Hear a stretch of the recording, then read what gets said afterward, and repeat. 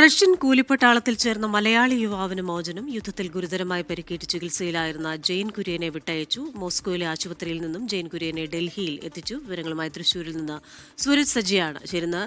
സൂരജ്, ഒടുവിൽ ജെയിൻ കുര്യന് മോചനമായിരിക്കുന്നു. അദ്ദേഹം ബന്ധുക്കളുമായി സംസാരിച്ചു എന്നാണല്ലോ നമുക്കറിയാൻ സാധിക്കുന്നത്. ഇപ്പോൾ എന്തൊക്കെ കാര്യങ്ങളാണ് അദ്ദേഹം പങ്കുവച്ചത്? എപ്പോൾ നാട്ടിലേക്ക് എത്തും? ക്രിസ്tina, ഇന്ന് പുലർച്ചെ 5 മണിയോടുകൂടിയാണ് ഡൽഹിയിൽ ഈ ജെയിൻ കുര്യൻ എത്തിച്ചിരിക്കുന്നത്.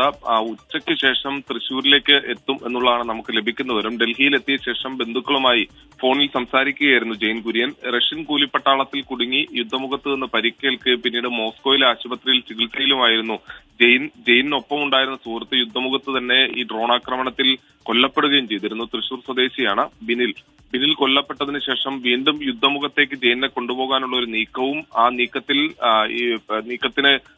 നീക്കം വിശദീകരിച്ചുകൊണ്ട് ജെയിൻ പുറത്തുവിട്ട വീഡിയോയും എല്ലാം കഴിഞ്ഞ ദിവസം നമ്മൾ പുറത്തുവിട്ടിരുന്നു. നമുക്ക് തന്നെ അദ്ദേഹം, അതായത് തന്റെ ദുരിതം വിവരിച്ചുകൊണ്ടൊരു വീഡിയോ സന്ദേശം അയച്ചു തന്നതാണ്.